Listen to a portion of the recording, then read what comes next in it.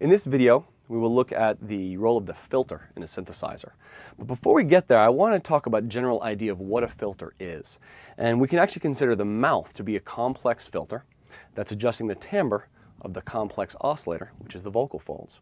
And to show that, we'll use a new display that we haven't looked at before. It's called the sonogram display. And to get a good idea of this idea of timbre and filtering, we'll see me singing A, E, I, O, and U, various vowel sounds on a single pitch using the sonogram display. So we get a really good visual of timbre in the synthesizer. And then we'll move on to the filter and how it can be used to modify the timbre of a geometric waveform.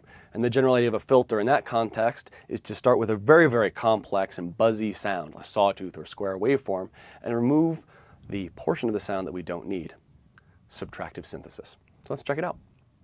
I've gone to this synthesizer, I've already hit load sample and chose an AFF file of me singing, and now if I hit on, it will play that sound. So here we go. A, E, I, O, U. So that's the sound. What I'm going to do is actually turn the output all the way off. So you're going to, we'll see it, but not hear it. So let me hit it again. So that's me singing A, E, I, O, and U. Now the interesting thing I think is that they're all in a single note. So that fundamental frequency right here is always the same. But the relationship between the upper partials is changing for every note. It's kind of hard to tell on the spectrum display because we're not seeing over time what's happening.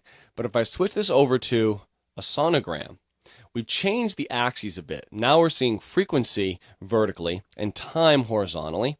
Amplitude is represented by the color, the same colors we see here in the level meter. And we're getting a good view over time of what's going on. This is me singing the letter A, E, I, O, and U.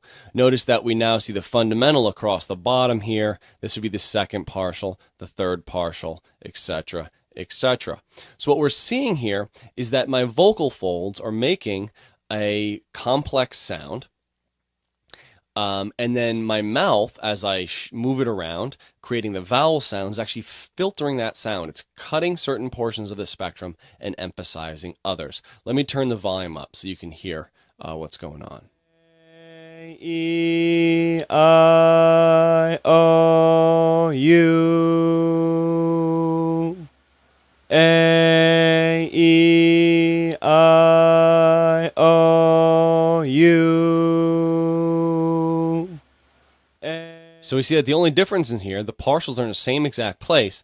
The only difference between the vowels is what frequencies are cut and what are allowed to go through. Some of these vowels also include change over the course of them. Like U, you can tell, has a pretty dramatic change over the course of the note. I does as well. So the vocal folds is acting as the oscillator. And the mouth is actually acting as the filter. What we have here is kind of subtractive synthesis. And this is where subtractive synthesis gets its name. We start with a complex waveform, like the pulse kind of wave coming from a vocal folds. And we carve away and emphasize certain portions of that spectrum. And that's what the filter is used for. So I'm going to stop this thing now. And we're going to switch over to working with geometric synthesis waveforms now. And the thing about these geometric waveforms, these saws and squares, they got their name just because of how they look on the screen and because they were easy to create with circuitry. And the thing about them is they're very, very bright and present, harsh, biting. And they're actually more powerful than acoustic instruments really are. In acoustic instruments, the upper partials are fairly quiet, but in synthesizers, the upper partials can be very, very loud. So usually what you want to do with these synthetic waveforms is actually cut some of that high end, remove a portion of the spectrum so it can fit better in your mix. Remember, the brightest thing in your mix is going to attract attention. It's going to be the focal point. If you have many different focal points, they're going to compete, and your mix is going to be kind of messy. So let's look at a sawtooth waveform, and I'm going to switch back over to spectrum, and we're going to look at a sawtooth waveform. Oh, I'm clipping. There we go. And I bring the volume up. All right. Now, I'm going to engage my filter, and I'm going to choose the low-pass filter. When we see this diagram, which is a common diagram you'll see in a DAW or in an effect for a filter, you're seeing frequency on the x-axis and amplitude on the y-axis. So volume is vertically, frequency. So you're seeing a comparison over frequency and amplitude. At what frequency, how much is cut or boosted. The general idea is if we just put noise through this filter that had equal energy at all frequencies, this is what the spectrum would look like when it comes out in the spectrum display. You'd see it strong on the bottom, and there wouldn't be much in the top. Actually, let's just try that. I'll take noise right here and put it through this. And we see noise kind of drives the spectrum display nuts. But we do see that it shows it down there. It's not up here. Let's hear this. Just a low rumble. And if I increase frequency,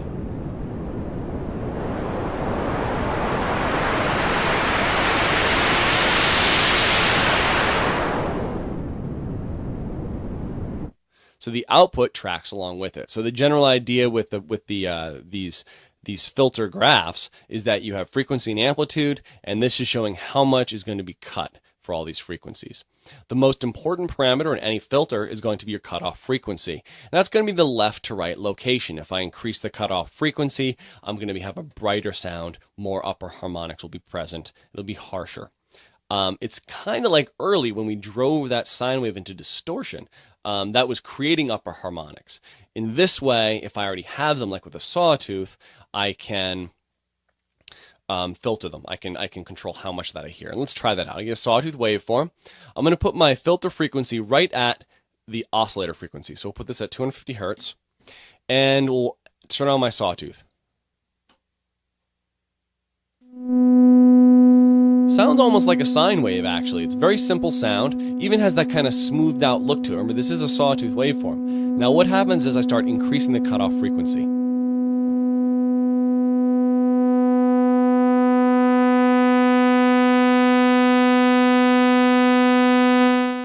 A couple things happen. We notice that the oscilloscope, it gets sharper. Remember that the sharper the lines, the more high end there is. And we also notice in the spectrum display, we're getting more of this high end energy in there. And the higher I make the cutoff frequency, the more this upper harmonics enter, and the sharper this sawtooth waveform gets. Right? And that's a really, really important control. Don't overlook the power of the low-pass filter. It's probably one of the most important tools in electronic music. Let's see this on the sonogram. So if I look at the sawtooth in the sonogram, we see all the rows are the harmonics, and if I lower the cutoff frequency, we're going to see that the upper ones are going to start to vanish. I'm down to that kind of sine wave, and if we bring this back in.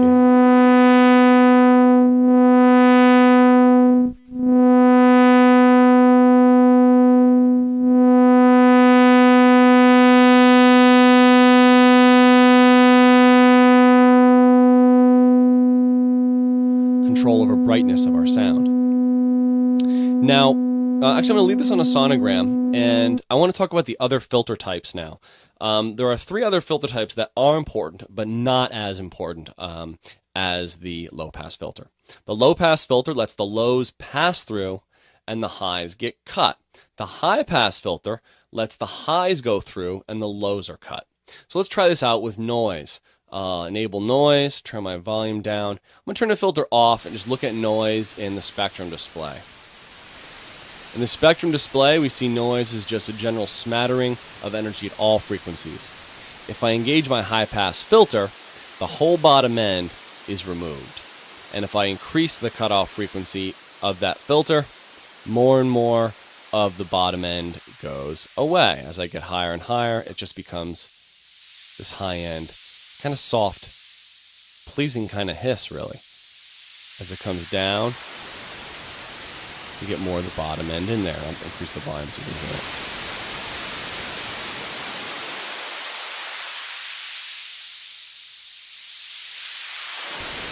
Now we saw if I increase the resonance, we get an emphasis at that frequency. Almost like a whistling in the wind.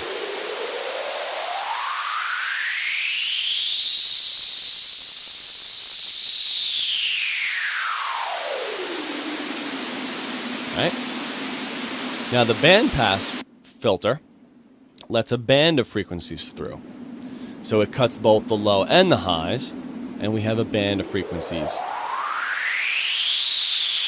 Cutoff frequency moving. The band stop is also known as the notch filter, and it's going to remove a band of frequencies. Let's see what happens. I'm going to decrease resonance so it's a wider band removed. There's that big hole in the middle, and I can